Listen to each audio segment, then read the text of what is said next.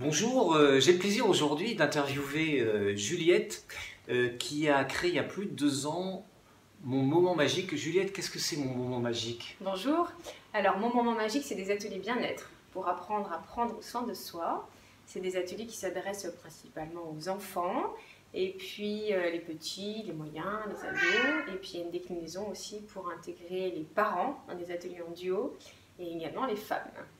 Et alors, en fait, c'est quoi précisément? Qu'est-ce qui se passe dans un atelier magique? Alors, dans un atelier, il y a une succession de plusieurs rituels bien-être, un peu de yoga, de la respiration, il y a une partie de dessin ou d'écriture, une relaxation. En fait, on travaille dans une dimension tête, corps et cœur. Et le but, c'est de découvrir plusieurs techniques et après qu'on va pouvoir appliquer dans sa vie de tous les jours pour avoir confiance en soi, pour gérer ses émotions, pour être heureux, tout simplement. Oui, alors, mon moment magique, ça fait un peu plus de 2 ans. Et maintenant, il y a combien de magiciennes? Donne-nous quelques chiffres. Alors, j'ai créé mon moment magique il y a 3 ans et depuis 2 ans, il y a une communauté d'ambassadrices et d'ambassadeurs que j'ai développée. J'ai formé 250 personnes en 2 ans. À date, il y a à peu près 200 personnes actives sur le terrain.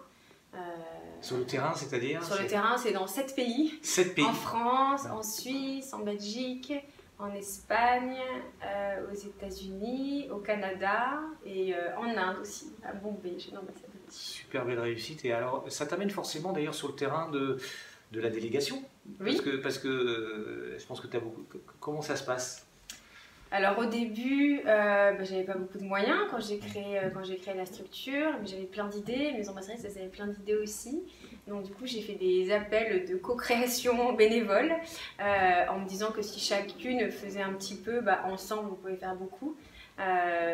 Donc les premières actions de délégation ont été faites de cette manière. Et puis là depuis quelques mois, comme ça marche bien, du coup j'ai défini des fiches de poste, j'ai créé un magic board dans lequel il y a 13 personnes. Chacune c'est que des ambassadrices qui du coup connaissent bien le concept au moment magique. Et puis chacune a d'autres talents et d'autres compétences de son autre travail ou de son travail d'avant dans le cadre d'une reconversion. Et puis chacune apporte sa pierre à l'édifice, alors une sur le commercial, l'autre sur la stratégie digitale, l'autre sur des partenariats. Et comment tu vis ça? Parce que je sais que tu es très attaché à faire, tu aimes beaucoup. Et là, d'un seul coup, tu dois lâcher. Comment ça se passe pour toi à l'intérieur de dire... Alors au début, c'était un peu dur de confier un peu mon bébé. Et puis en fait, maintenant, ça se fait super facilement.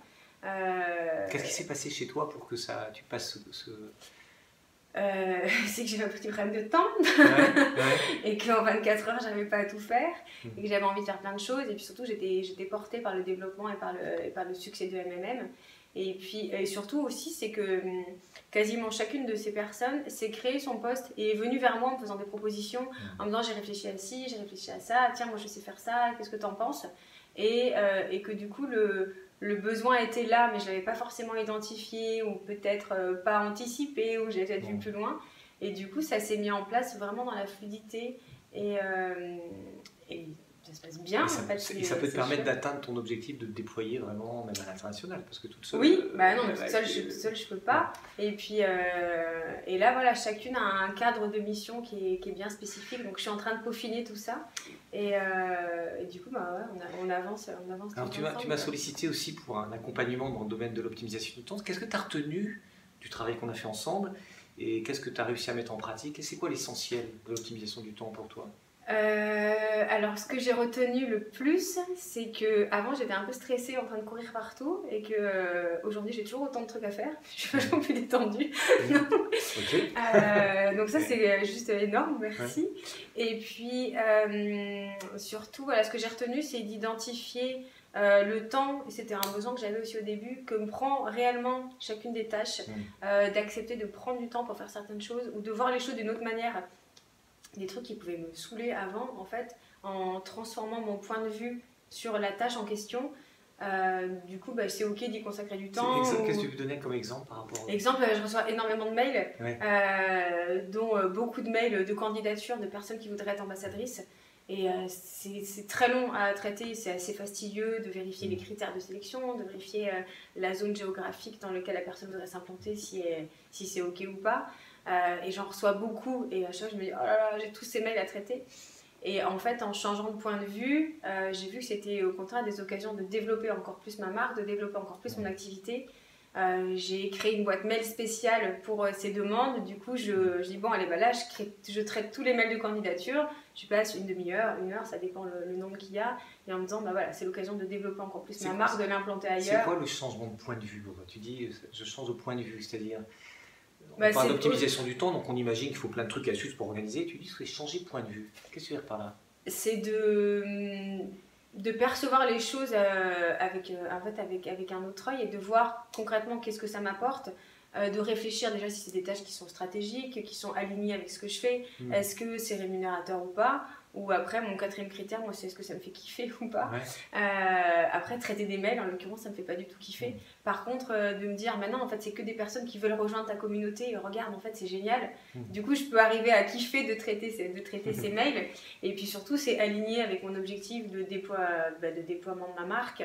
C'est rémunérateur aussi bien sûr parce que quasiment une bonne partie de mon chiffre d'affaires vient des formations en fait que je vends. Et du coup, c'est presque devenu un plaisir en fait de répondre à ces demandes. Je découvre des profils qui sont intéressants et je me rends compte finalement, que je note aussi dans le petit journal du temps que tu m'as recommandé de faire, que finalement, j'y passe pas tant de temps que ce que je croyais en fait. Du coup, de noter, je dois peut-être y passer 2-3 heures par semaine. Finalement, c'est pas non plus énorme, mais du coup, j'ai aussi appris à structurer mes mails, à poser les choses de donc manière différente. Ça a transformé quelque chose dans ta relation avec les interruptions, avec ta relation avec les priorités, dans ta relation avec la délégation, ça a fait... Oui. Ouais. Après, par rapport aux interruptions, j'en avais effectivement tout le temps avant, mais je m'interrompais moi-même toute seule. Du coup, j'essaye de ne plus m'interrompre. Et quand je suis sur une tâche, je reste sur une tâche. Après, soit je l'arrête parce que la tâche est terminée, soit je l'arrête parce que j'avais prévu de passer 1 heure dessus et qu'après j'ai envie de passer à autre chose. Mais donc tu coupes les sollicitations, les pop-up, les trucs. Ouais, j'essaie de me couper de ça et par exemple, quand je reçois beaucoup de SMS ou beaucoup de messages sur Facebook, je réponds pas systématiquement à chaque fois. Je me fais dire, bon là, je me fais tous les textos. Après, je peux me poser dans mon canapé et dire, tiens, je réponds aux messages. J'essaie de changer de lieu aussi, de varier un peu les plaisirs. Et puis, et surtout d'intégrer le fait que c'est moi qui décide. C'est moi qui décide de continuer, c'est moi qui décide d'arrêter, c'est moi qui décide de faire ce truc-là, c'est moi qui décide de passer à autre chose. Avant, j'avais l'impression d'être plutôt ultra sollicitée, même envahie. Et c'était plutôt tous les trucs qui venaient à moi. Et là, c'est moi qui choisis d'aller là, d'aller là, d'aller là. Bon, pas tout le temps, hein. Mais la plupart du temps, c'est ce ressenti que j'ai. Et du coup, d'être surtout plus posée, d'être moins speed, d'être moins dans l'urgence. D'avoir aussi accepté que j'ai toute la vie pour tout faire. Que si je fais pas tout entre aujourd'hui et demain, c'est pas grave. Et qu'entre aujourd'hui et demain, ça peut être bien que je dorme, par exemple. Donc du coup, je prends plus soin de moi aussi. Avant, le coaching, je bossais tous les soirs. C'était un de mes objectifs au début de limiter mes nocturnes de travail. Je pense que on s'était fixé j'en fasse 2 ou 3. Je pense que peut-être plutôt à 1 ou 2 depuis un mois. Et du coup, ça me fait du bien. Je me sens plus reposée, du coup plus concentrée quand je travaille et du coup finalement plus efficace. Et d'où plus détendue. Je trouve que si vous réécoutez tout ce que vient de nous dire Juliette, il y a vraiment les ingrédients de l'optimisation du temps. C'est moi qui décide. En fait, c'est moi qui décide. Juliette l'a dit à plusieurs reprises. C'est moi qui décide. Et ça permet d'être mieux, de mieux vivre. L'optimisation du temps, c'est pas seulement tout un tas de trucs à suivre, c'est aussi de se prendre conscience que je suis en décision de ma vie, de mon temps, de l'instant, de mes priorités. Merci beaucoup Juliette. Merci pour à ce toi. témoignage. Bonne route à vous. Merci, à bientôt sur Je suis manager, au revoir.